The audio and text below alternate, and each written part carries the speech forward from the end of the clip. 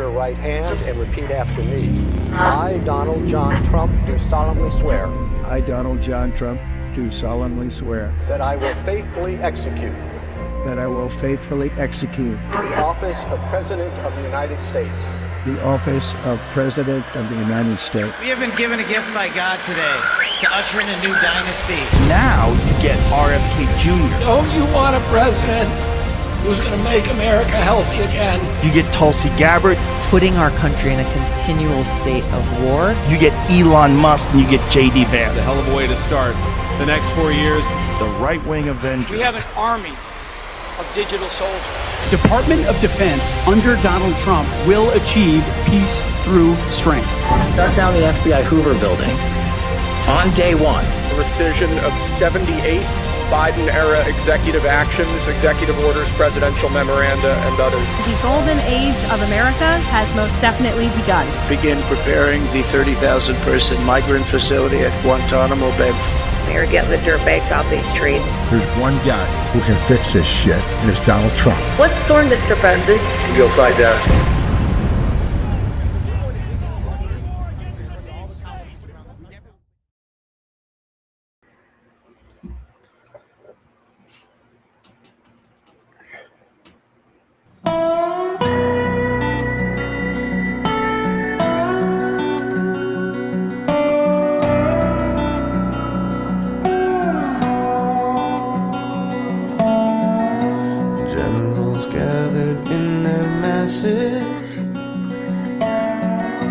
Just like witches at black masses, evil minds that plot destruction, sorcerer of death's construction. In the fields, the bodies burning, as a war machine keeps turning. Death and hatred to mankind. Oh no, poisoning their minds. Politicians hide themselves away. They only started on the war. Why should they go out to fight? They leave that to the poor. They leave that to the poor.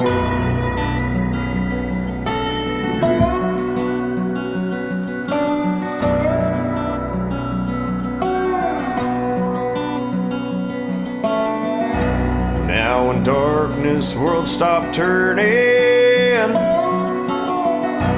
Ashes where their bodies burning. No more war pigs have their power, and of God has struck the hour. Day of judgment, God is calling. On the knees, the war pigs crawling, begging mercy for their sins. Oh no, Satan, spread your wings. Time will tell on their power and minds, making war for just fun, treating people just like pawns in chess, until the judgment day comes. Politicians hide themselves away.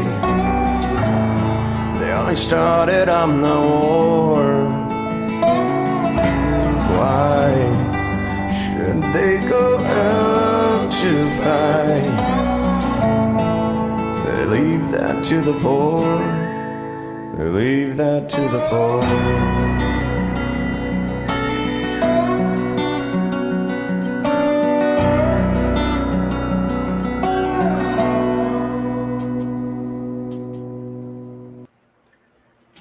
Good morning, good evening, good afternoon, wherever you are in the world. My name is Josh, and welcome to the Red Pill Project's Daily Dose, live with you Monday through Friday. Yesterday, unforeseen circumstances put us out of business. It was too cold, and my heater crapped out, and I'm sick, and so I decided to take the night off. There was no way I was going to do it in 20 degrees, especially being sick.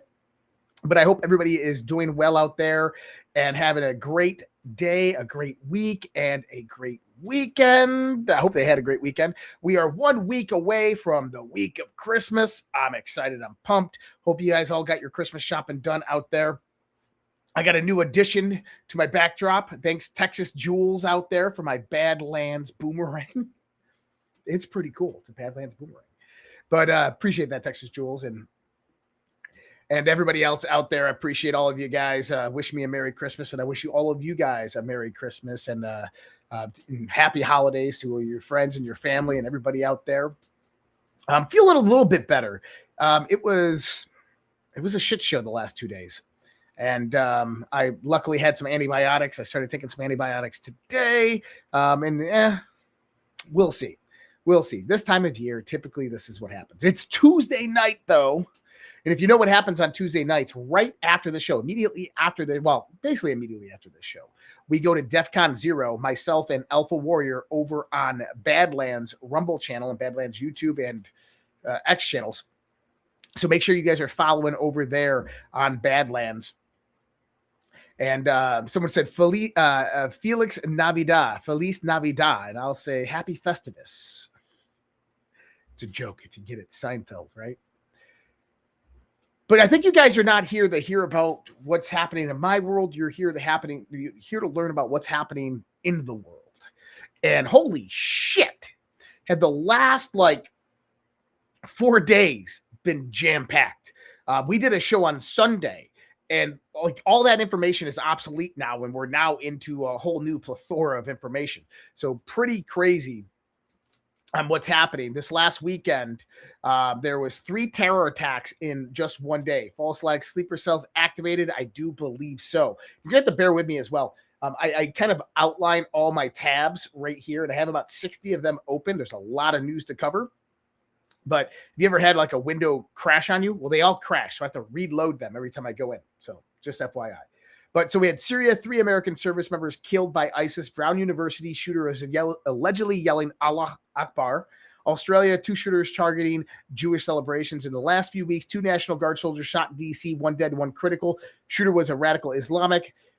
Excuse me. In just the past couple of months, the FBI has announced multiple arrests across the country involving individuals stockpiling weapons or actively planning attacks, many of which never make headlines precisely because they were stopped early. They were all connected to radical Islamic ideologies. We have warned of what happens next. My assessment, this is the testing of the water and shots across the bow before some big event. Is a big terror attack inbound? I do believe so. Firestorm inbound. This is a post I made the other day, and I'm going to come back and reference that post in a minute when we get into that. So little kind of extrapolation of what I'm going to talk about right here tonight. I'm going to talk about Trump's My Fellow Americans post. Right now, Trump is actually live at the Hanukkah reception, I believe, in New York City, and praising Israel over there, and that's okay. I don't mind that one bit. That's not my concern. But we're going to get into talks about Trump and Netanyahu. We're going to talk a little bit about that. We're going to talk about potential false flags that we saw over this last weekend that may be associated with all of that. We'll get into that. We're going to talk about a few different posts that General Michael Flynn made. We are absolutely talking about Susie Wiles. I got a theory on this, and I don't think anybody is touching on this. You know how I feel. You know I've been saying this for a long time. I've done my research on this. This woman needs to go. And I think this Vanity Fair article just set up all of MAGA. And I'm going to get into that here probably in about 5 minutes. What else are we going to get into here? Man, all these tabs crashed on me. That's okay. You got 64 gigabytes of memory of RAM on this computer, and all my tabs crash. We're going to talk a little bit about Trump's moves on Europe. We're going to talk about Russia, the Sovereign Alliance, a little bit about that, some Substack articles I published today about the financial economic system, how that's all operating. We're going to talk about what happens when bad news is about to break. And so I'm just rambling. I'm trying to let people join in. We're trying to get some people in here. And Gabe is going to join us for a few minutes in just a little bit. I'm going to send him a link here. I'm going to get through the first probably 25 minutes of the show, and I'm going to send Gabe a link. And Pet Club. Oh, yeah. People who don't know Pet Club mushrooms, they are freaking fantastic. And Pet Club mushrooms, Manny owns 305. He just brought that up. And I mean, I can't not say something about them when someone brings them up. Pet Club mushrooms. If you're interested in the Pet Club mushrooms, immune modulating mushrooms for your pets and for you. He's probably telling me to take them. I am. Started taking them yesterday. But absolutely, redpills.tv/mushroom. Kirk and Kristen are going to be on the show with me Thursday. So looking forward to that. All right, let's get into Donald Trump's post on True Social. And this one screams, hey, Q people, listen up. My fellow Americans, I will be giving an address to the nation tomorrow night, live from the White House at 9 p.m. Eastern Standard Time. I look forward to seeing you then. It has been a great year for our country, and the best is yet to come. President Donald J. Trump. Now, there was no kind of correlatory timestamps or anything like that, or maybe there was. If you count all the capital letters, all the words that were in caps, all the things that were accentuated in caps, you get this 22. Who controls the National Guard? Why was the National Guard recently activated in select cities within the U.S.? Can the National Guard work in coordination with the Marines? Do conditions need to be satisfied to authorize? What former president used the military to save the republic? And what occurred exactly? Biggest drop on the poll. Study and prepare. The masses tend to panic in such situations. No war, no civil unrest, clean and swift. Now, do I think it's going to be something to that alignment? I don't. I think that there's a lot of damage management going on by the Trump administration right now, specifically in the White House, due to Susie Wiles and everything that she said. Now, tomorrow is also the 17th. So we got a big hint from Donald Trump. We are absolutely going to be listening. We are absolutely going to be paying attention to what he's saying. So we will be live during that time. So we will play Trump's broadcast directly here on the show. And who knows, maybe it's what we've all been waiting to hear. Maybe the storm is upon us, something of that nature. We'll see. But I don't know what Trump is going to say yet. Maybe it's Merry Christmas and Happy New Year. Do you know Michael Flynn? He posted this this X post earlier. And this was yesterday. And there was no corollary timestamp to it or anything of that nature. But he says here, the target is our children. The battlefield is their mind. The intent is to destroy their souls. Protect your children. Very ominously Q, isn't it not? It's almost written and set up like a Q post. So, Flynn also had something to say, and he's got a very good point here, because I'm prefacing with this one because it brings me into the Susie Wiles stuff. He says, U.S. ambassadors, 52 Biden-appointed ambassadors are still in place across the globe and beyond. And now explosive allegations show the U.S. Embassy in Guatemala has been weaponized to launder cartel cash through the visa process while propping up leftist causes and meddling in sovereign politics. There exists a Hunter Biden angle to this Guatemala corruption. Seriously, he says. If this is happening in Guatemala, how many other embassies are doing the same thing under the remaining 52 political hacks? Every single one of these Biden ambassadors need to be fired immediately and investigated. Now, I find this post kind of interesting because Donald Trump, just a little while ago, says, I'm proud to announce the nomination of Troy Edgar to the United States ambassador to El Salvador. So, since returning to the DHS on January 20th, Troy has shown outstanding leadership, delivering strong results in protecting our homeland and supporting the America First agenda. His experience, discipline, and deep understanding of border security and Western Hemisphere challenges make him the perfect choice for this critical post. So I think that he's sending Troy over into this arena due to what Michael Flynn is saying here, because we know Flynn is consulting directly with Trump. And I think that that appointment specifically was to begin investigating these Biden holdovers that are sitting over there. But the question is why are 52 ambassadors still in place? Why hasn't the Trump administration taken the initiative to go out there and begin appointing new ambassadors? Do you know who controls kind of all of that on the day-to-day basis of the White House? That's the chief of staff. You have a ton of Republicans, almost every single Republican out there today, supporting Susie Wiles for this mischaracterized and narrative framing article that Vanity Fair wrote for her. Listen, the Susie Wiles interview on Vanity Fair is a textbook case of private, off-the-record conversations done within interview sessions being the highlight of the actual article. At least this is my theory. Vanity Fair almost certainly has the receipts, very likely audio. This is going to come into play here in a minute because we learned more. What's striking is the arrogance of trusting leftist legacy media with supposedly being partisan and honest. I mean, this is what the Republicans are framing the narrative to look like. That Vanity Fair just took advantage of Susie Wiles and the entire White House, and they were publishing off-the-record statements and things that they're just taking out of context. How dare them? Things are not what they seem.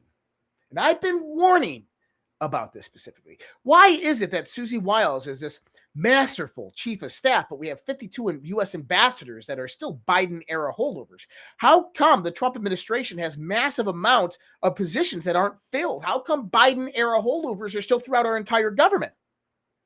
The chief of staff is the one that coordinates with all the people within the executive branch to get these things done. Why hasn't she?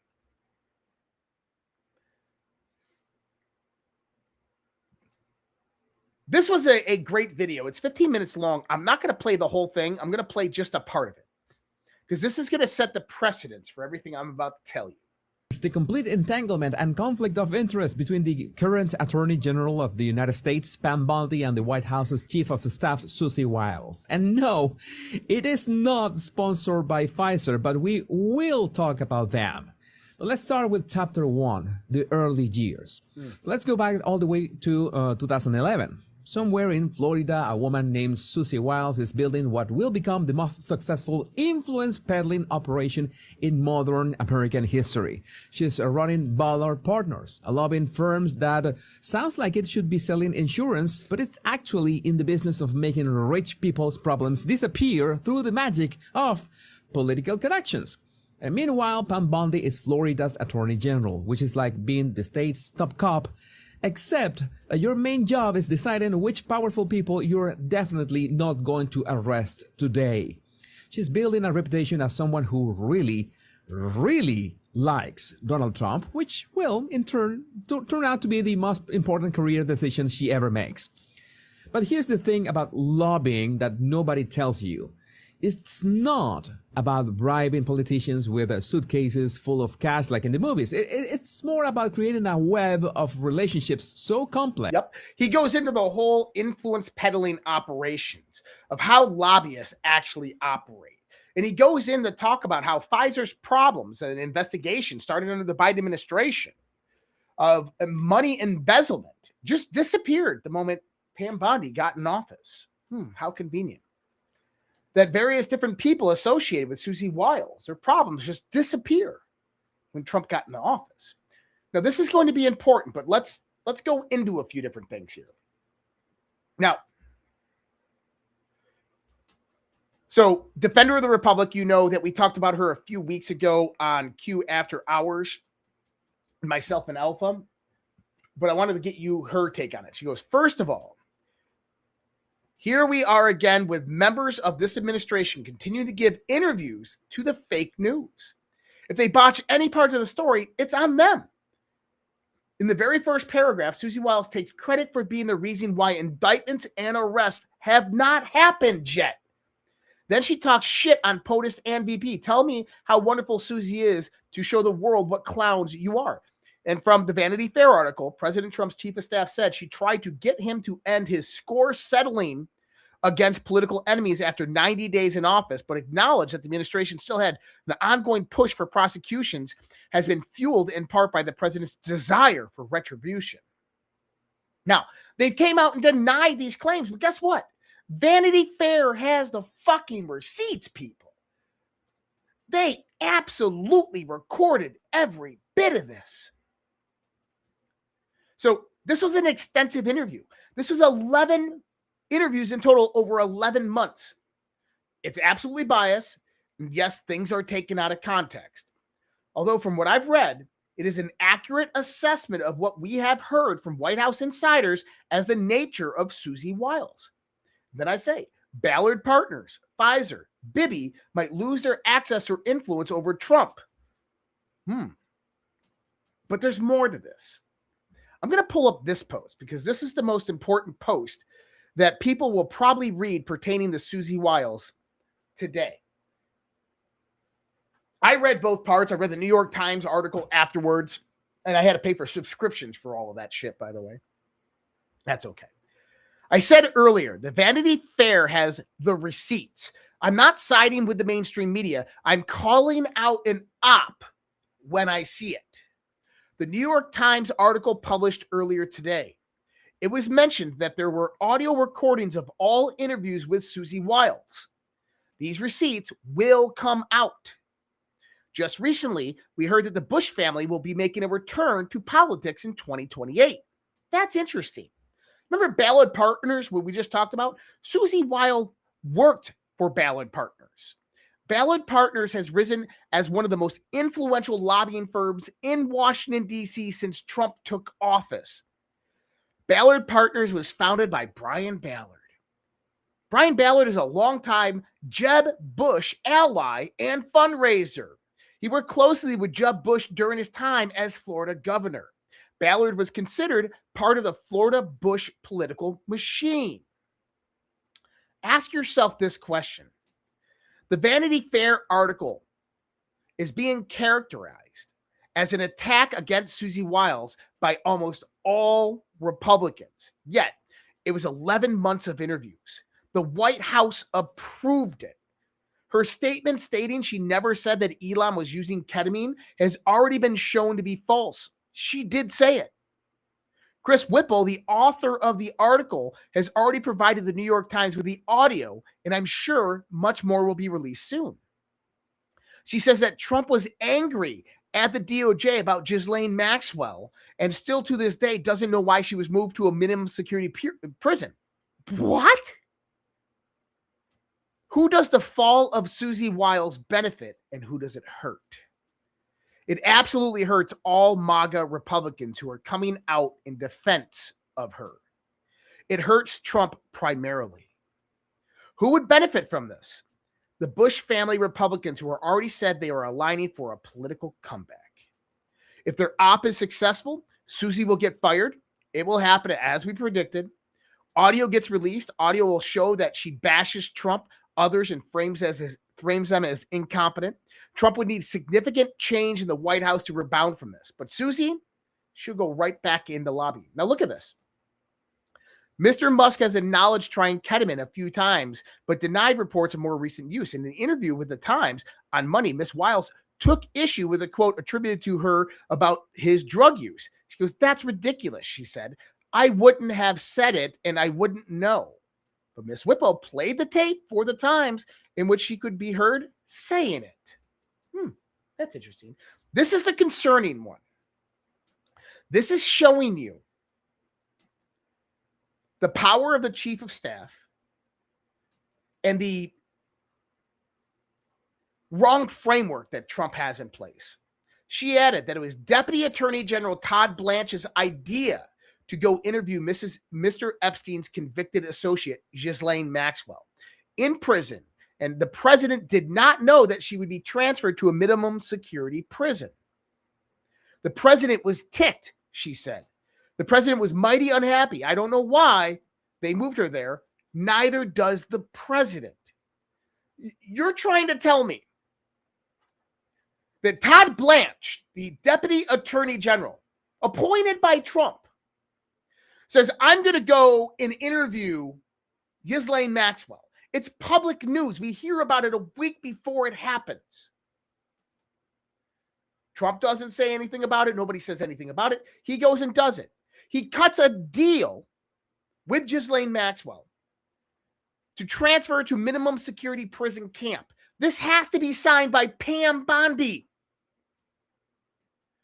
The president finds out and he's pissed. To this day, the president doesn't know why. Nobody's told him. Every time that he inquires, nobody answers. Do you understand what I'm trying to tell you here? I want you to start to frame this in a context. Right now, there is panic in DC. It's like all of MAGA DC fears the wrath of Susie Wiles. They all know that they would be denied a Trump endorsement if they don't say something nice. So you have all of MAGA Republicans coming out in defense of Susie Wiles. When in actuality, my thoughts on this, this is my theory, this is my thoughts, is that Susie Wiles wasn't, I don't want to say this like this, but was a Bush-era infiltrator into the Trump administration starting all the way back to 2016. If you start to look at the ideas, she was an election denier. She didn't believe in election fraud. She's pro-COVID. She was lobbied for freaking Pfizer. But I want you to understand whether this was intentional or complete incompetence on her behalf. Because there's only two scenarios here. The only two scenarios of what I would look at with Susie Wiles is this. Well, let me actually go up here and check this out real quick. I want to pull up a reply that I made. There it is. A reply that I made to Mike Lee. This is based Mike Lee. All right. He goes, legacy media defamed Susie Wiles with reckless disregard for the truth. Not cool. Not at all. Bullshit. They didn't defame her in one bit. They have all the audio. And look, you even got the Vanity Fair interviewed Susie Wiles 11 times and quoted her words verbatim in the article. This is not defamation. And so I said, she had 11 months of interviews. She knew every word she said would be warped and construed towards a framed narrative. Yet she did the interview anyways. Not only that, Vanity Fair has recordings of all the interviews. Not saying I agree with the framing, although Susie either fucked up royally or this was intentional. Now, think about the aspect of intentionality. Who benefits? Now, I'm going to pull these off screen. This is what I want to begin to see. If you're the neocons, the Bush-era Republicans, you're just a part of the deep state. You're watching the old guard get decimated, completely eradicated. You're watching Trump make every move on the chessboard to produce a multipolar, nationalistic world order. And he's got alignment with the top 5 biggest economies, manufacturing, processing, and energy producers in the fucking world to do this, which is going to bring about the demise of the London bankers, the European Union, and all aspects of globalism that they've worked for over 100 years to bring about. And the Bush family is directly involved with all of this. September 11th, George Bush, Daddy Bush, CIA, they're all involved with all of this. They were all part of that overall agenda. With knowing that, Ballard Partners, political ally that Jeb Bush fundraised for Jeb Bush, part of the Bush's political machine. Susie Wiles worked for him for all this time. I'm wondering who introduced Susie Wiles to the Vanity Fair to do the article. I'm wondering who in the White House, from the White House Communications Department, approved this interview, especially in the first year of the Trump administration. Maybe it was Trump himself who did it. Strategically, I could actually see that. If he knew that he had an infiltrator in the White House. Now, we've heard from Defender of the Republic. She said with Alpha Warrior on an interview that Susie Wiles has withheld pertinent information directly from President Trump pertaining to bills, Congress, and many other things. We've heard tons of different things from people claiming to be White House insiders about how Susie Wiles is the gatekeeper. She's keeping people out. She won't let people communicate with President Trump, and she's withholding information from him. Now, why would that be? Think about this in the first sense. If you wanted to take down not just Trump, but all of MAGA, if you wanted to completely destroy MAGA, you deeply infiltrate at the core root of it. Hold on, I got to sneeze. I almost had a sneeze coming up. You deeply infiltrate years ago at the core of it. You align your people to come in and rise up into the White House with Donald Trump, just like they did in 2016. When Donald Trump won the RNC, won the primaries, he had to make a deal with the RNC of people that he had to bring in. He listened to the wrong people and started putting the wrong people in place. It was Pence's team that operated that. And I believe Susie Wiles actually worked for Pence at that time. Just a thought. So imagine if Susie Wiles, she just committed political suicide with this Vanity Fair article intentionally, because she knew that they would frame it, misconstrue it. They'd take things out of context and they would publish that. 11 months of interviews, but she told the truth. She told the truth of what she believes is happening from her perspective because of her management. These audio recordings will come out and show that the Trump administration is just incompetent. Trump is what were some of the claims she said? Trump is he's addicted to alcohol. He's like an addict, that he wants retribution. J.D. Vance is a conspiracy theorist, that his alignment with Trump is only political. Listen, you don't make those mistakes in interviews when you are the chief of staff of the White House. You don't go out there and think that, oh, they took advantage of me. No, this shit was intentional. Now, why would Susie Wiles commit political suicide to take down Trump and MAGA? Because what's going to happen is that if this crushes the Trump administration, Susie Wiles gets fired, asked to step down, resign, which we told you, 15 days ago, 30 days ago, was going to happen. If that happens, it's going to come out as a massive scandal. The media will run with it. Who's going to replace her? It's going to be someone else that they probably already pre-positioned. I would say that you need to start bringing in patriots. You need to bring in people like General Michael Flynn, but who knows? I think that what's going to happen is that they're going to start to frame this and use this against Trump. And they're about to release all of these audio conversations, including the off-the-record ones with Susie Wiles, where she's talking very candidly and openly. And it's going to ruin the Trump administration. Or at least that's what they're going to try to do.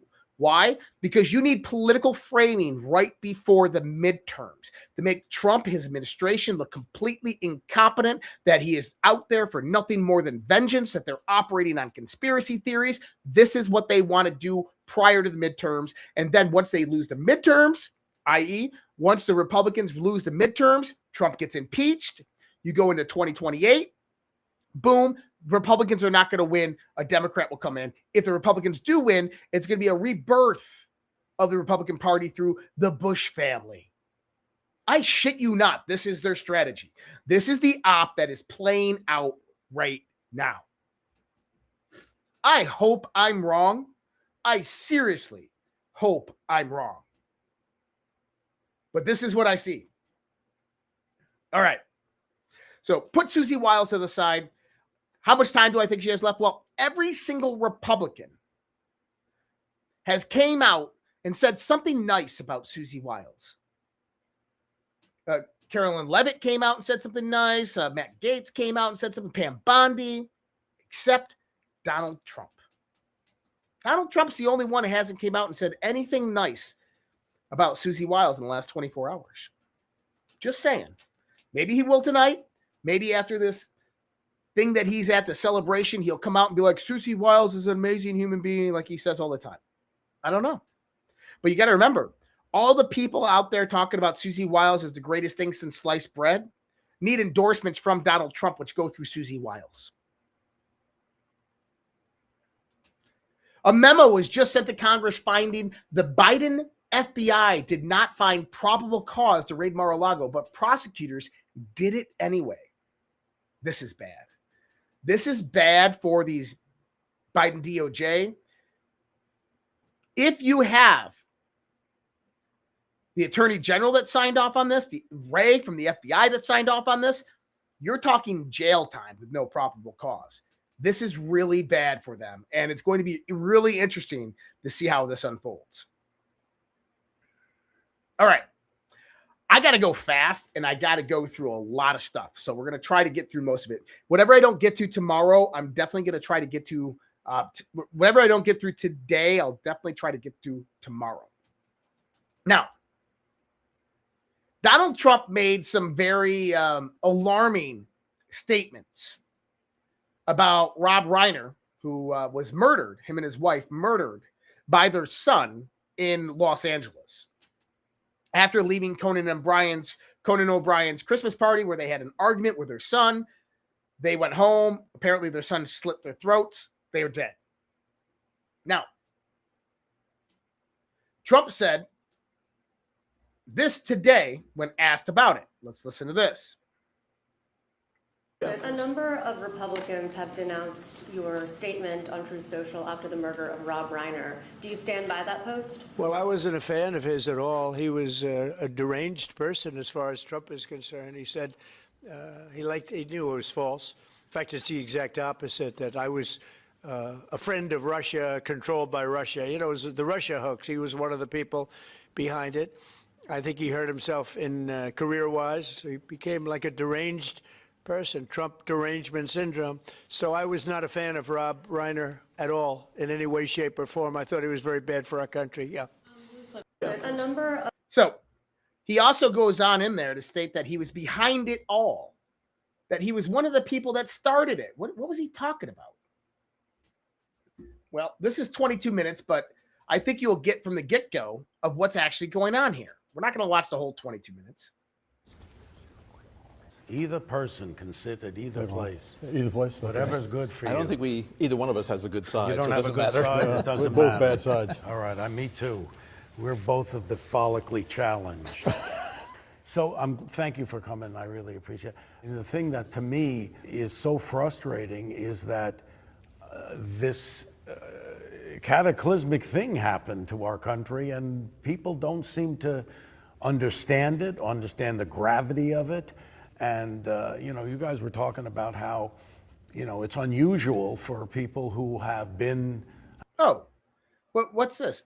James Clapper and John Brennan with Rob Reiner? Oh, that's interesting. So there was a nonprofit, I think it was called Protecting Democracy or something of that nature. I thought I had the information up here. I don't have it. That Rob Reiner started in 2016. That sought to pin the Russian narrative directly on President Trump. Now, he was a director and a producer. He finances movies, gets money in there, and he creates scripts and narratives. Put that together. How would they put all this together? Now you're starting to see. CIA uses Hollywood all the time. Now, people talking about Trump's statement on Truth Social, how mean, and he needs to retract that statement. No, he doesn't. Nope. Not at all. If you think Trump's statement was mean, you don't understand Donald Trump. Let me explain it to you. Trump's statement yesterday on Truth Social pertaining to Rob Reiner was classic Donald Trump. pointing out the hypocrisy of the left. What do I mean by that? Let me pull up the statement. He's been posted a lot here. Let me see, make sure he didn't post anything about, nope, nothing about Susie Wiles. Just making sure. Yep. Let's pull this up. I know, you can't see it.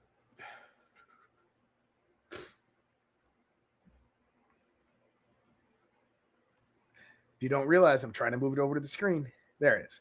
Okay, a very sad thing happened last night in Hollywood. Rob Reiner, a tortured and struggling but once very talented movie director and comedy star, has passed away. Together with his wife, Michelle, reportedly due to anger he caused others through his massive, unyielding, and incurable affliction with a mind-crippling disease known as Trump derangement syndrome, sometimes referred to as TDS. He was known to have driven people crazy by his raging obsession of President Donald J. Trump, with his obvious paranoia reaching new heights as the Trump administration surpassed all goals and expectations of greatness. And with the golden age of America upon us, perhaps like never before, may Rob and Michelle rest in peace. People are saying that Donald Trump needs to retract those statements. Absolutely not. I don't care that he's in the White House or not. What was said about Donald Trump after Butler, Pennsylvania by the left? How did they attack? How did even Rob Reiner, all the left? Oh, I'm sorry they missed. I'm sorry they should have not have missed. What did they do to Charlie Kirk? But now the left is calling for Donald Trump to retract his statement? That's hypocrisy.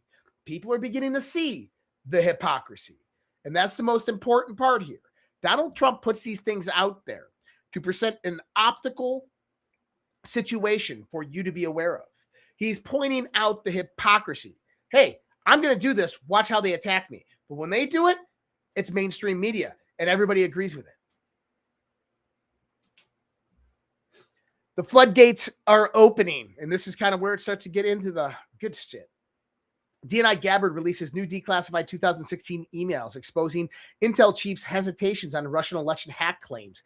NSA demanded full evidence before signing off. New release DNI docs from December 2016 reveal internal emails among top U.S. Intel leaders, Clapper, Rogers, Brennan, Comey, rushing a joint report on alleged Russian hacks of the DNC and the DCC. This is from MJ Truth, by the way, on X. Rush process under Clapper, DNI. Clapper pushed for a compressed schedule on the Mutual Transparency Report, attributing the DNC, DCCC hacks to Russia, emphasizing high confidence, but admitting Fusion Cell was not negotiable. National Security Agency's Admiral Rogers cautions confidence gaps. Admiral Mike Rogers, NSA Cyber Command, stressed needing 100% comfortable before presenting to President Obama, insisting on seeing even the most sensitive evidence to avoid future hesitation. Rogers said NSA would co-author only if all evidence is reviewed. If the CIA, FBI only product, NSA would stand down on conclusions to ensure full confidence in the final assessment. CIA Brennan on intent and capability report supported CIA's view of Russian intent capability, but Roger highlighted the process adjustments needed for all agencies' buy-in. FBI Comey's involved. Chain includes Comey with a focus on fast-tracking joint product post-TDY overseas. Acknowledged hard work, but forward-leaning nature requiring for all review. In other words, they rushed the Russia collusion, Russian hacking with the DNC and the DCC through the intelligence communities. Admiral Rogers comes out and says, no, I want to see all the evidence. They came back and said, there's not time for you to see the evidence. Sorry, this has got to move now. So Rogers couldn't get behind it. And this is kind of when all of the things began to unfold with Admiral Rogers, Michael Flynn, Trump Tower, with the FISA warrants and all of that. And it's going to be really interesting. Hopefully they have Admiral Rogers come and testify on all of this. So this is an interesting 2-minute video. Let's listen to this one with King John Solomon. How are we going to win this war when the enemy within the deep state that you've been hammering for years and years and years? Tell us about your story when you don't know who's really on your side of the football and who's with us and who's against us, sir. Well, what you end up seeing in this story this morning is that even during the first Trump administration, there were people in the Justice Department and the FBI who were protecting Hillary Clinton and Bill Clinton from the sort of justice they should face for a pay-to-play scheme involving their Foundation and Hillary Clinton's decisions as Secretary of State. Extraordinary memos, extraordinary details. We learned for the first time in these documents that Kash Patel and Pam Bondi gave to Chuck Grassley, and Chuck Grassley gave to Just the News, that the FBI first intercepted information suggesting a pay-to-play scheme with Hillary Clinton back in 2010. They were sitting, or they had a recording, a consensual recording made of a conversation by a famous Democrat, Indian-American Democrat donor fundraiser named Chatwell. He would eventually be convicted of some fundraising crimes, but the concern in that call was not excessive limits or contributions exceeding the limits. It was the idea that foreigners were lining up and they were going to give money to the Clinton Foundation so that Hillary Clinton could make favorable decisions for them and their countries and their foreign companies. That didn't go anywhere during the Obama years. In 2016, 3 separate FBI offices, as you and I've talked about, because these were earlier documents we got, opened up, and then on the Clinton Foundation, Little Rock, Washington, D.C., and New York all believed they had clear evidence of a pay-to-play corruption scheme involving the Clintons. As we mentioned the last time we talked about this, Sally Yates gave a command from the deputy attorney saying, shut it down. But inside... Now, that's interesting that Sally Yates told him to shut it down. That order apparently came directly from Barack Obama. Why? Because of the dirt Hillary Clinton had on Barack Obama and the leverage that she posed towards the Obama administration. She controlled a lot of the Obama administration from 2012 into 2016. So, interesting enough, this will be investigated. And I told you this, from FISA equals the start equals foundation, think layers. It goes backwards and goes forward. It goes all the crimes of the Obama administration, Clinton, all the way forward to all the criminality that's occurred since then. It's all going to be uncovered. So this is just another indication that things are moving in the right direction. But then there's like these hiccups like Susie Wiles and these other things that come up. We're going to talk about that. Hopefully, if I get to it. Oh, let's go back to John Sullivan. And this was breaking news within the last hour. Here you go. Yesterday, we had the FBI director on this show, and he said to us, more accountability is coming. And he said it could come with Antifa. It could come with big public officials. Well, tonight, 3 separate indictments have been unleashed in the last hour. Let me walk you through them. The first is a former national security advisor, John Bolton. 18 felonies accusing President Trump's former national security advisor, the man who turned against the president, of mishandling classified information. Thousands of pages, the government alleges, were sent by John Bolton to 2 relatives who lived in his home, giving secret information from his daily doings at the White House. Some of that information was classified. Other documents taken home or to his office were marked classified. Highly sensitive, top secret, at the compartmentalized level is what the indictment says. This is a very serious national security indictment. In fact, one of the most sweeping I've seen in a long time as a reporter. Now, while that was going on, a separate grand jury in Miami indicted Smartmatic, the election computer company, the company that creates election machines. The government, the Trump Justice Department, accused Smartmatic of paying $1 million in bribes to win an election contract in the country of the Philippines. That is a second one. And if that doesn't get you excited enough, or at least your head spinning, remember just a few days ago, Democrats said, there's no Antifa, it's just an idea. Well, a grand jury in Dallas disagrees. Just about 5 minutes ago, a grand jury handed up an indictment saying that a cell of 11 Antifa members in North Texas were behind a very serious attack against an ICE facility there. Gripping details in this indictment about going for rifles and trying to create harm to the ICE employees who were just doing their job, arresting illegal aliens and transporting them. This attack occurred back around in July in, I believe it was Fort Worth, if I remember correctly. So 3 indictments in just a short period of time. Yes, accountability is beginning to come. The sort of things that Kash Patel said yesterday, the sort of things. We're getting there. That's a good start. 11 Antifa members, Smartmatic, and John Bolton. That's kind of huge. John Bolton indicted. That guy is going to spend the rest of his life in jail. We can only hope. Donald Trump says his administration is about to release truckloads of evidence proving the 2020 election was rigged by the Democrats. He has evidence that Gavin Newsom is rigging California's elections with mail-in ballots.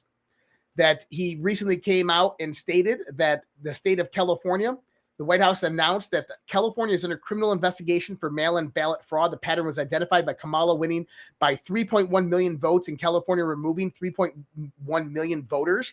Gavin then used the same method in Prop 50, applicable federal statutes, 52 USC, 18 USC, so on and so forth. This is huge.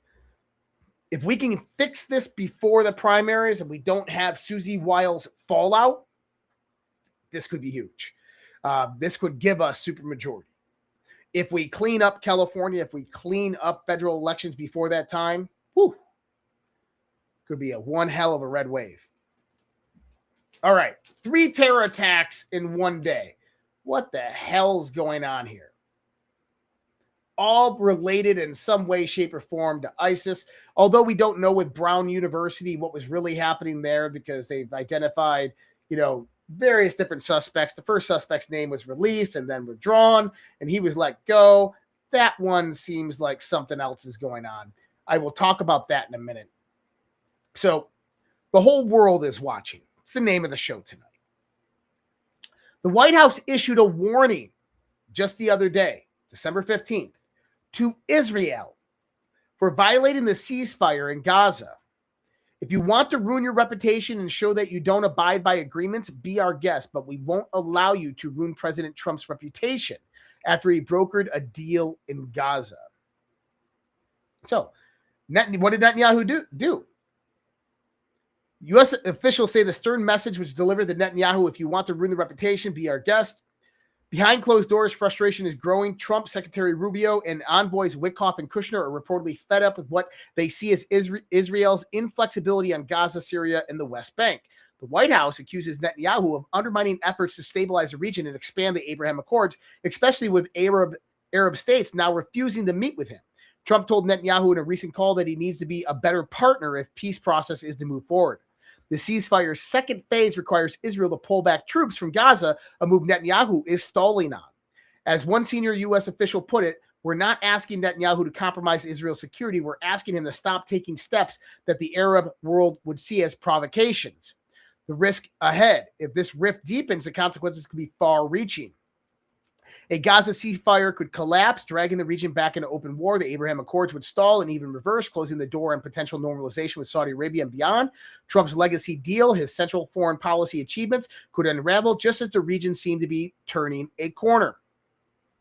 Now, why is that interesting? Because if you start to pull it all into everything I've been saying, how do you undo everything Trump has done? Nothing better than actors. Now, I don't like Netanyahu. You know this. I'm all for the people of Israel, the state of Israel. Absolutely need to protect the homeland, Jerusalem, right? The Christian homeland. But Netanyahu is a terrorist. Plain and simple. I don't care that you say that he's protecting his country from radical Islam. I agree, 100%. He's protecting his country from radical Islam. But you don't do that with offensive, aggressive force, and you don't do that with false flag operations that you knowingly... That things that you knew about, you had intelligence on 15 days in advance, and you don't conduct global false flag operations to begin the destabilization process. This is Netanyahu. So Netanyahu actually targeted, let me see, where was it? Netanyahu actually targeted a key Hamas leader just the other day, kind of breaking that ceasefire.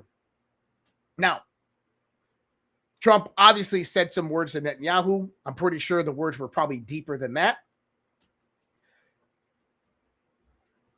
But then during this whole thing, we have the Brown University shooting where it said that the shooter was yelling Allah Akbar. We have 3 American soldiers dead in Syria. We have the radical Islam terror attack in D.C. with the National Guardsmen. We have thwarted terrorist attacks around our country. We have this weird fucking mass shooting event in Australia, which just looks like an intelligence operation. And it's almost as if like Israel is positioning themselves to destabilize the Middle East, to go back into war and call in Aliyah. to call everybody back to Israel. See, the problem with the Gaza ceasefire, Donald Trump's Abraham Accords, the problem with what Donald Trump has laid out on the table that he wants Israel to come out and basically be okay with is that it negates and stops the greater Israel plan. It brings about a 2-state or even 3-state solution. Israel, Netanyahu, they don't want a 2-state solution. That is the last thing they will ever want. And so they'll do everything in their power to disrupt that balance. Now, is Islam bad? Yeah. Are there massive amounts of Islamic terrorists in our country? Yeah. Just last week, NCTC Joe Kent came out and said that they've identified 18,000 people who came through Joe Biden's border, illegal immigrants in this country who have affiliations or direct associations with radical Islamic terrorist groups. That should be concerning to everybody. You all know my take on that. Now, Alex Jones reported earlier, multiple intelligence and law enforcement sources have exclusively revealed that they have never seen this much chatter of impending Islamic terrorist attacks against the U.S. and the West. I agree. We're hearing. It's massive. Now, put this out there. National security strategies have consequences when the global elite realize that the jig is up. Now, Benjamin Netanyahu, he said today, I'm not going to play the clip. And the context is important here when you start talking about how people communicate with other global leaders.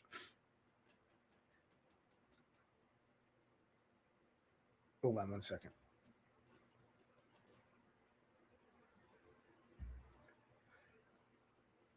Netanyahu says, I demand that Western governments do what is necessary to fight anti-Semitism and provide the required safety and security for Jewish communities worldwide.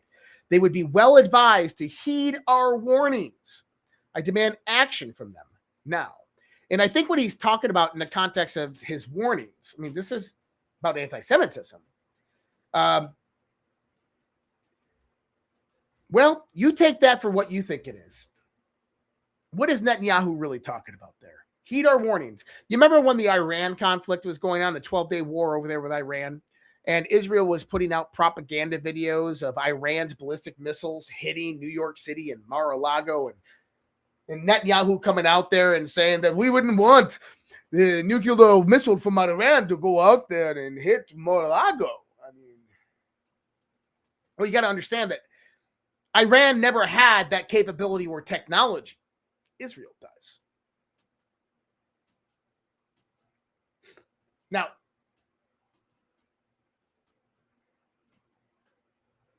going to the Sydney massacre, because this is a good transitional point.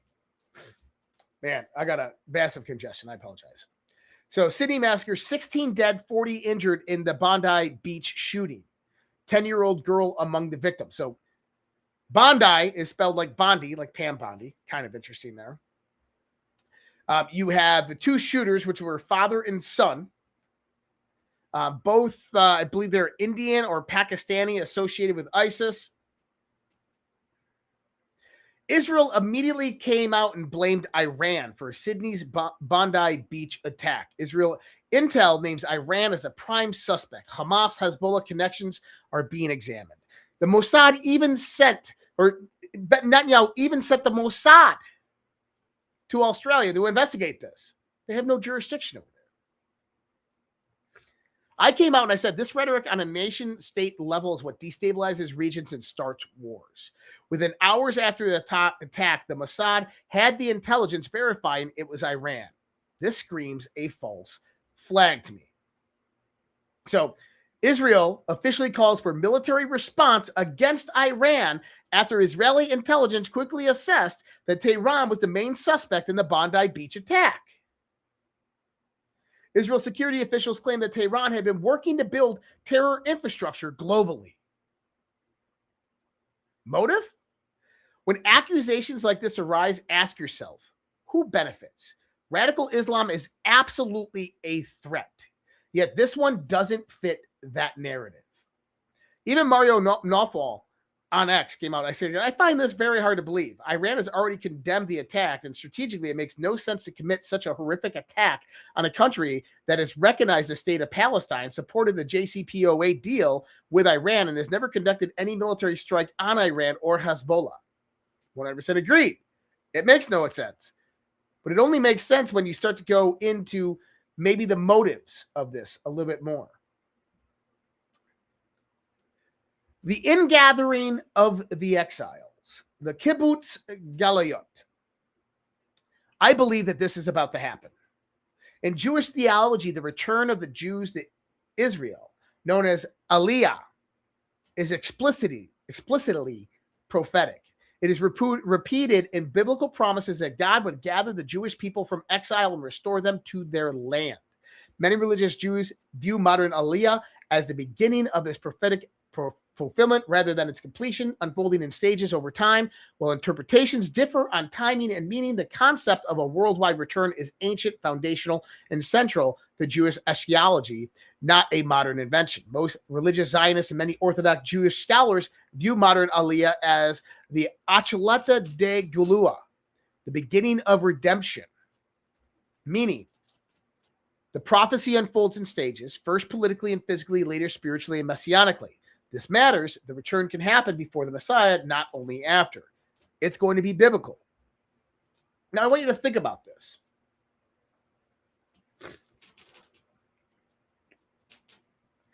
You have Israel immediately come. So, number one, Israel violates the ceasefire against Donald Trump, violates the Trump ceasefire.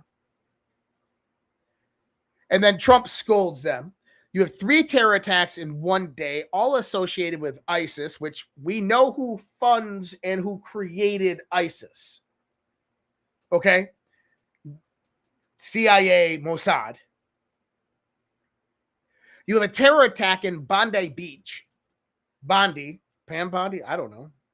Bondi Beach.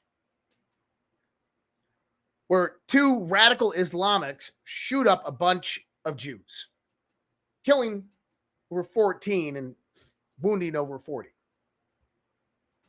Then you have Arsen Ostrovsky.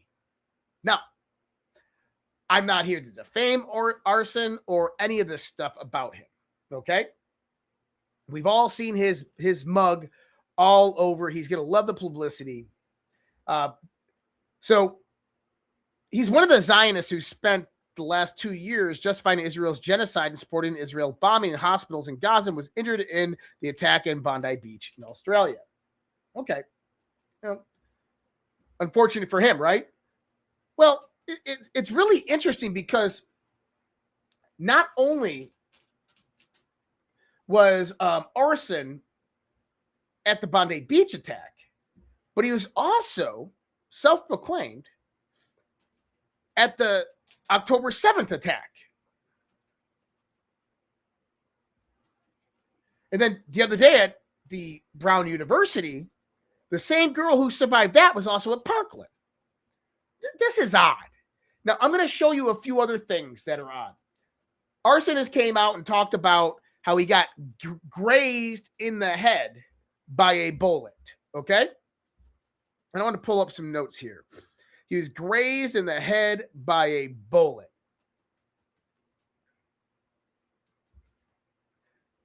Now, I've never seen these types of wounds before. I had to go out there and research this a little bit. But if you get grazed in the top of your scalp by a bullet, there's going to be a lot of blood. And it's going to continue bleeding.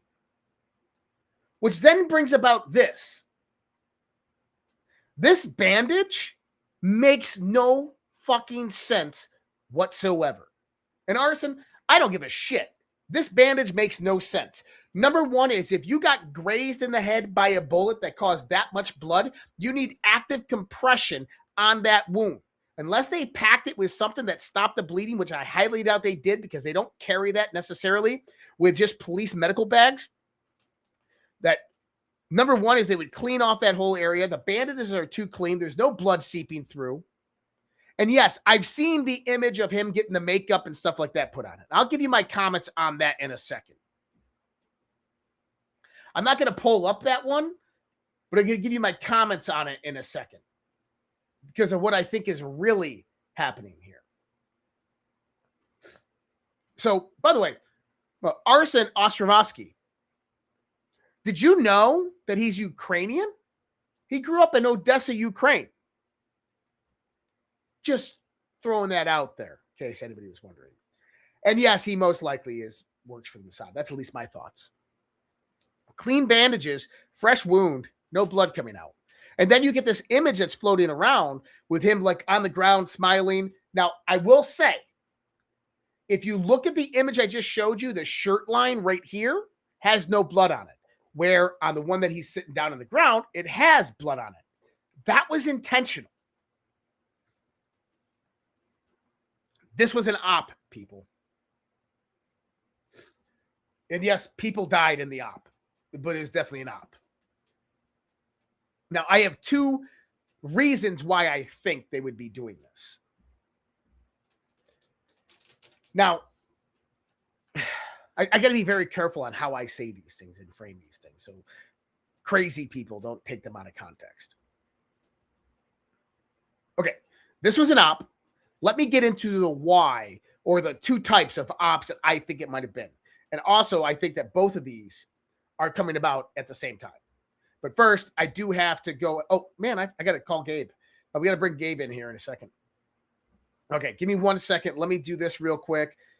We got to get an ad out there, and then we're going to bring Gabe in, and we're going to do this one. I've never done this one before. And so if for anybody who's hearing this, it's on Rumble. Check it out. Get ready, fight fans. On December 20th, the biggest crossover boxing event of the year drops live from Dubai, only on Rumble Premium. It's Misfits Mania, the fight before Christmas, headlined by Andrew Tate, stepping into the ring against heavyweight champion Chase Demore for Misfits Boxing's heavyweight title. This isn't just another bout.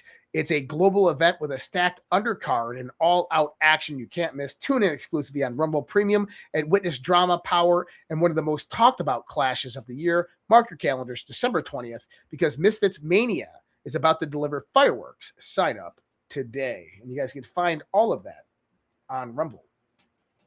All right. Let me send this link out to Gabe. And I'm going to get in and end this part of it. And then I'll go into the second part after Gabe. I feel bad. It's not that I forgot about it. There's just so much stuff to cover.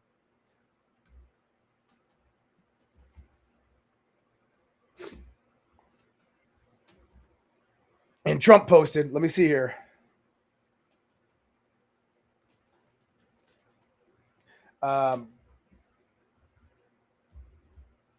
There it is.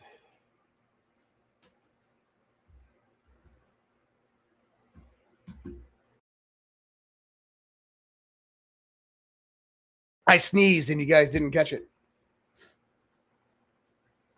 Yep. I sneezed and you guys didn't catch it. I got the camera off before I sneezed. Okay. Going into arson. So why would Netanyahu, I'm not going to say Israel. Why would Netanyahu, the Mossad, run this op? Well, I want you to also draw in context here. Brown University, something interesting happened there. The police department got a tip.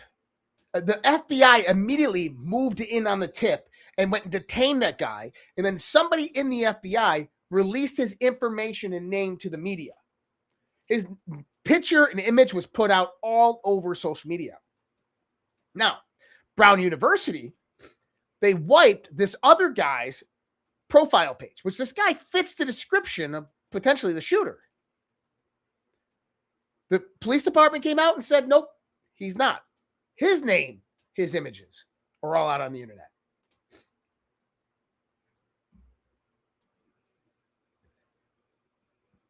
So Arsen Ostrovsky, however you say his name, claims he is being defamed right now. That people that are propagating this fake AI-generated image of him on the ground in Bondi Beach with the same T-shirt on and bloodstains. See, here's the key that you have to understand. The image is not AI. The image of Arsen is not AI. And it was probably taken a day before that actually event happened. It was a stage because they knew that this event was going to happen. This is my theory. Now, why would they have one with the same shirt, different blood stain, and then take a picture of that with the kind of the same blood trails, and then the next day have him taking selfies while gunfire is going over his head, claim he got shot in the head when he really didn't, or if he did, it's a fucking scratch. And then social media comes out and looks at it and they say, hey, there's a problem with this. How was he part of this exercise, or how was this image going around? And everybody's claiming, oh, it's AI, it's AI. It's not AI. You can clearly see the water bottle in there, and Grok or ChatGPT, all these AI engines, they don't go in and differentiate the details of a water bottle that exists in Australia. In other words, we potentially could be seeing lawsuits coming against social media influencers and social media companies by these people who have had their names leaked, their images and names posted all throughout social media, which will bring about Section 230 reforms in Congress. How do you control and censor the media? How do you control and censor social media? This is their attack plan, attack vector to do so.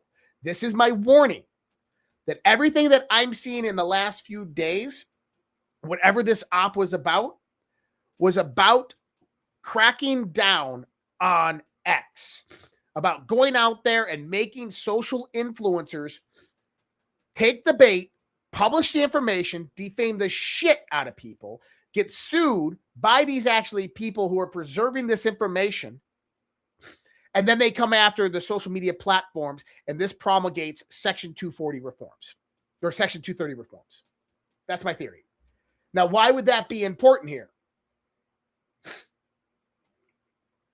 One thing Netanyahu has been pushing for, and you just heard it in his own words, is a crackdown on anti-Semitism. Rabbi Yehuda Kaplan is Trump's U.S. anti-Semitism czar. Okay? Trump has appointed an U.S. anti-Semitism czar. Now, Rabbi Kaplan, he says that the State Department is going to have a whole division dedicated to battling anti-Semitism on the internet and pushing social media to do better on algorithms. Tech leaders, many of whom are Jewish, have already offered their assistance, he says. I'm not bullshitting about this. This is legitimate. The president is sending a very strong message. Think about it. Ironically, I get off a plane. I am the president's representative, and I am walking off with a yarmulke, and I have kosher food, and embassies will have kosher food. It is a game changer. The appointment is a game changer. And it's not about history. It's about education. And how do we educate? Indonesia has 350 million Muslims living in the country. How do we change their textbooks? How do we hold the people in Gaza accountable that if America is paying for UN textbooks and supposedly the changes are made, why are those textbooks not being used, and why are they using their old textbooks? We have to teach people it's not okay to educate your kids to be a martyr. Okay? I don't disagree with some of the stuff he's saying. But he's talking about regulating social media. Interesting, because it draws into the same narrative that I was just talking about with other things. Now, here's my problem with this. And Donald Trump, if you're listening, there is no constitutional authority for the federal anti-Semitism internet czar. The Constitution doesn't allow speech control by proxy. The regulation of viewpoints directly or via algorithms violates the First Amendment. The president cannot delegate powers he doesn't have. A State Department office pressuring platforms on anti-Semitism is unconstitutional, regardless of intent or target, and exactly what the Biden administration did to silence many of us. Understand? But Bibi's pushing for this. And then there's terrorist attacks. So my thought is that this is all going to fall apart. They're going to do Aliyah back to Israel, call everybody back in. They're going to destabilize the Middle East, and Israel is going to move towards the greater Israel agenda, probably attack and promulgate some attack on Iran. Who knows? I think that shit is about to get real in 2026, though. I don't think that Netanyahu is going to stand around and let Donald Trump embarrass him and really put him in his cage for the next few years. Now, can Donald Trump contain Netanyahu? I don't think so. I think that he's a loose cannon. I think that some of these were maybe false flags conducted by Netanyahu or aligned actors with Netanyahu. Why? Think about the whole constructive narrative. Susie Wiles, everything we said there with the Bush dynasty. Now you got Israel playing this card in factor. They're going to destroy the Abraham Accords. They're going to destroy the Gaza peace deal, which was the biggest peace deal that he made. It all comes crashing down at the same time that Trump's administration is in crisis mode. All war will break out at once, 100%. So interesting there. We're going to talk about Venezuela tonight. So I'm not going to go ahead and mention the naval blockade yet. We talked about the naval blockade. We'll talk about that on DEFCON 0, or I'll talk about it as well tomorrow.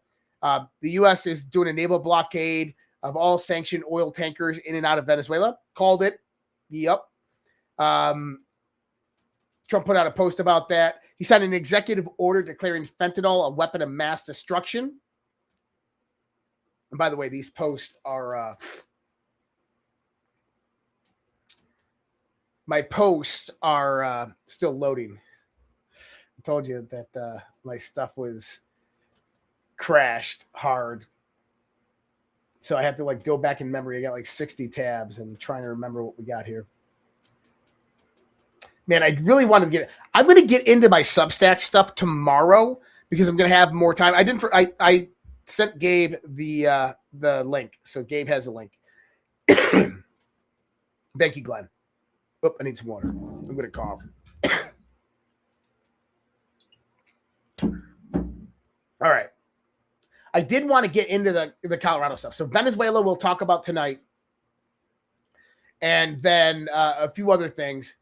The collapse of the EU financial system, the fight against the old guard, the destabilization of the European Union, the sovereign alliance. I'll talk about some of that tonight, but I'm also going to talk about that tomorrow on the show. So make sure that you're tuning in there. You're going to love what I wrote on Substack pertaining to all of this. If you understand it, it's huge. When you start to look at the collapse of the EU financial system, some moves were just made, and this is going to be very, very big because Donald Trump played his cards right with this one. So we're going to watch that unfold. I'm going to talk about that primarily tomorrow. And don't worry, the show's not done. I got a few more things here. Allegations have surfaced. I love this. So we're going to talk about that stuff tomorrow and later. I'm waiting for Gabe to jump in. Right now, we're going to jump into Colorado state level stuff. Allegations surfaced that Jenna Griswold deleted critical Dominion hard drives while Tina Peters remains imprisoned. Wait a minute.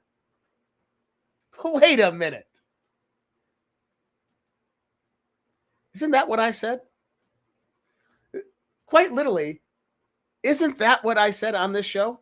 I said that the best case that they have for Tina Peters is for the DOJ to open up a civil rights investigation and immediately demand the evidence, because I assure you that all of the evidence of the hard drives of the Dominion servers has been destroyed. And that, by the way, would bring about an immediate reversal of conviction if an appeal is in place. And listen to this. She is the one who wiped and rewrote the hard drives of the Dominion hard drives when she had the trusted build installed. Jenna, man, ooh. So instead of fighting to have Tina Peters in prison, Jenna should realize that her time is limited before she may be in handcuffs herself. Let's go. After all, her deletion of the hard drives was a violation of federal law. It is so ironic, that's why Tina is in jail, because she did these things. Not Tina, Jenna. When the one who destroyed evidence is taking a harsh position that the one who is preserving the evidence remain in prison. If they have any smarts at all, they would stop their silly game of wrongfully imprisoning an innocent woman for whom half this country are celebrating the pardon President Trump granted. From the Tickton Law Group. Nice statement there. Yeah, Jenna is, in my opinion, a criminal. We saw what she did in the days right before the election, and she did it without even telling anybody. Okay, so Colorado.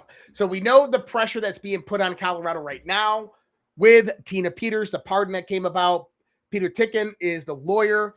This is the one thing that I said on X, I said it on the show, that you need to recall in the evidence upon the appeal immediately. And one thing that we knew was going to happen is after the pardon came out from President Trump, which has no jurisdictional authority on state cases, unless this goes to the Supreme Court and the Supreme Court comes in and aligns with Trump. As I said, watch Trump begin defunding Colorado. It happened today. Here it is. Donald Trump reposted this on Truth Social. The Department of Energy sources telling me the agency is scrapping the $615 million in Biden-era green funding earmarked for Colorado. That includes $275 million grant for the Colorado State Energy Office, which focuses on equity and links between climate change, energy, and social justice. It's almost $1 billion of state revenue, state grant gone. Polis wants to fuck around. He's going to find out. What does Donald Trump have to say about Governor Polis over there in Colorado? Last month, we seized another 1.7 million fentanyl pills in the state of Colorado, the poorly run state of Colorado, with a governor who's incompetent, and frankly, with a governor that won't allow our wonderful Tina to come out of a jail, in a high-intensity jail, because she caught people cheating on an election, and they said she was cheating. She wasn't cheating. She went over, she looked at one of the election scams going on, and because she did that, they put her in jail for 9 years. The governor of Colorado is a weak and pathetic man who was run by Tren de Aragua, the criminals from Venezuela. Took over. He just said it. The governor of Colorado, who is run by Tren de Aragua, the criminal gangs from Venezuela. And what do we know about all that? Well, that's directly associated with the Cartel of De La Soles. That's directly associated with Smartmatic. Smartmatic, software used by Dominion. Dominion was headquartered in Colorado. And he just said boatloads of information are about to come out. Now go to my state. So it's funny. These are both of my states. I was in Colorado. Now I'm in Minnesota. Trump administration puts Tim Walz on the clock after explosive SNAP fraud finds. They have ordered the Minnesota Governor Tim Walz to re-verify SNAP recipients within 30 days, citing widespread fraud tied to federally funded benefits program. The USDA warns that the failure to comply could trigger non-compliance procedures and jeopardize Minnesota's participation in SNAP, putting billions at risk.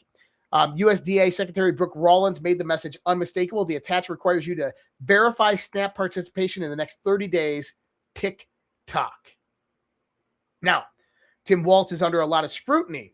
The total estimated amount of fraud under this SNAP fraud by Somalis and the insurance fraud by Somalis occupying Minnesota is up to $6 billion, with a lion's share occurring in Ilham Omar's district. Oh, I'm pretty sure that's not going to age well. And yes, money from that went into the campaign office of Tim Walz. It went into Ellison, the attorney general here.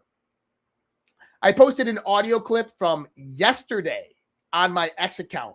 Specifically, this was not in the news at all. ICE officers at the Department of Homeland Security were attacked yesterday by over 60 protesters, rioters, and were being physically attacked and assaulted. ICE called in to Hennepin County. I shit you not. This happened yesterday. Here's the call. Immediately. This is for Homeland Security. I got officers getting attacked. Okay, where? On West 29th and Pillsbury. I got forwarded in Minneapolis, and they're not answering their phone. 29th. It's right down the street from Chicago Lake Liquors. Yep. West 29th and Pillsbury Avenue. Oh, you're all right? They're surrounded. and they're being attacked. How many is it like? Okay. We only have a few officers, but we have, what did they say, 60 to 70 agitators that are fighting them. They're not answering their phone now, so I don't know if they got knocked out or what, but we need help. Okay, and who's calling? Supervisor with Department of Homeland Security. I'm in the Joint Operations Control Center, the jock here for this operation. Okay. All right. This is the Joint Operations Control Center. This is the Department of Homeland Security. They're calling Hennepin County. They're asking for backup and reinforcements. What happens?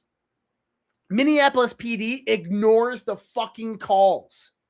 They don't dispatch. I heard live radio chatter that I'm not supposed to put out there, and I won't. But I want to tell you, senior law enforcement officials in Minneapolis PD were telling their people to go there, make sure everybody's all right, and come immediately back and basically disengage.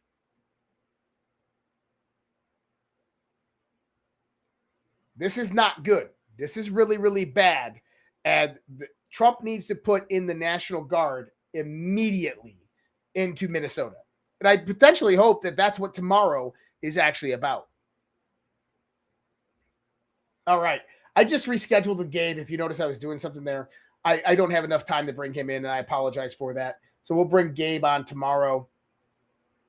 And a few different things. Hold on a second here. I wanted to see, there's one thing I wanted to talk about. Well, that's going to be a conversation for next week. We're good. I don't think we need that. We can cover most of this tomorrow. So I wanted to do something on the Genesis mission. So we're going to talk about that. But scientists discover a mysterious 12-mile thick structure beneath the Bermuda Pyramid, beneath the Bermuda Triangle, unlike anything else on Earth. Yes, this is very, very real. Pretty crazy. 12 miles thick. I wonder what it is. I want to go investigate. That's my thoughts. All right, guys. I gotta head out to DEF CON. I only got 13 minutes. I gotta run in and grab a few things, refresh my voice. Sorry I wasn't able to get the most of everything tonight. Only a few different things. Hopefully tomorrow we can cover much, much, much, much more. I want to go ahead and put this one out there real quick because these guys are awesome. If you want a Christmas gift, Chicago States is the way to do it. So still scrambling for a Christmas gift while many shopping deadlines have already passed. Here's your Lifeline Chicago Steak Company. Head to mychicagosteak.com/rumble, code RUMBLE. They're still shipping for Christmas, and shipping is free. Hurry, though. Slots are filling up fast. Gift your loved ones the top 2% of beef in America, USDA Prime and Premium Angus, hand-cut by master butchers. Marbling so good, it hits the hot pan and fills the whole house. That buttery meat goodness. You know the one. Spend $229, and they'll throw in 6 free ribeyes plus free shipping. $240 in premium steak on the house. Your gift shows up in a black and gold box packed with dry ice. They crack it open. Vapor rolls out. Instant Christmas morning feel. Skip the sweater. Give them something they'll actually remember. mychicagosteak.com/rumble. Code RUMBLE. RUMBLE.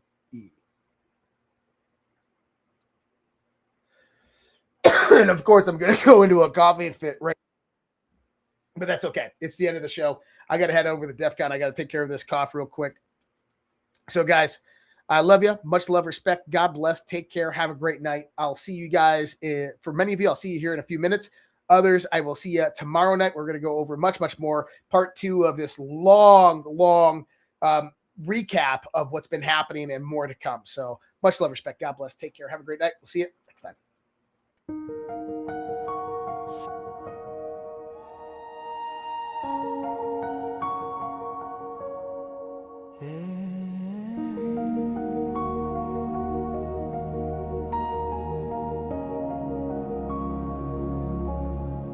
There was a time when our children stood tall, hand on their hearts, one voice for all. There was a time when honor had weight, when the flag There was a time when our history was known, with pride in the rules that made us our own. There was a time, respect for the brave, for those who bled, for the lives they gave. Now the homeland burns in silent war. Truth is twisted, we can't ignore. Through the smoke, a voice still calls. We the people will not fall. There was a time, but the time isn't near. The great awakening is here. Dark to light, veil undone. Patriots rise, we are one. Land of the free, home of the brave. No more silence, no more slaves. Answer the call, take back the fight. Children of freedom, stand for the light.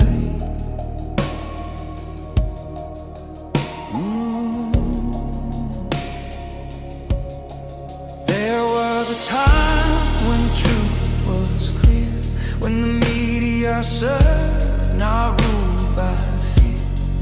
There was a time when leaders stood fast, guarding the people, defending the past. Now corruption wears a crown, lies are fed to tear us down. But Q said watch, and Q said see. The silent war will set us free. From the front lines, soldiers stare, wondering if we're still there. Their blood, their hope, their sacrifice will not be sold for a last prize. There was a time, but the time isn't near. The great awakening is here. Dark to light, the veil undone. Patriots rise, we are one. Land of the free, home of the brave. No more silence, no more slaves. Answer the call, take back the fight. Children of freedom, stand for the light. Freedom is never more than one generation away from extinction. It must be fought for, protected, and handed on. Or we will spend our sunset years telling our children what it was once like in the United States where men were free. There was a time, the time is near. The great awakening is here. Dark to light, veil undone. Patriots rise, we are one. Land of the free, home of the brave. No more silence, no more slaves. Answer the call, take back the fight. Children of freedom, stand for the light. There was a time, there was a time. Now is the time. Do it.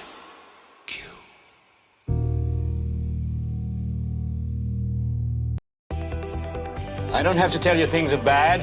Everybody knows things are bad. The air is unfit to breathe, and our food is unfit to eat. I don't know what to do about the depression and the inflation. I want you to get mad. I have come here to chew bubblegum and kick ass. And I'm all out of bubblegum. People should not be afraid of their governments. Governments should be afraid of their people. The more you fuck around, the more you're going to find out. These people are still a part of that system, and that makes them our enemy. We accept the reality of the world with which we're presented.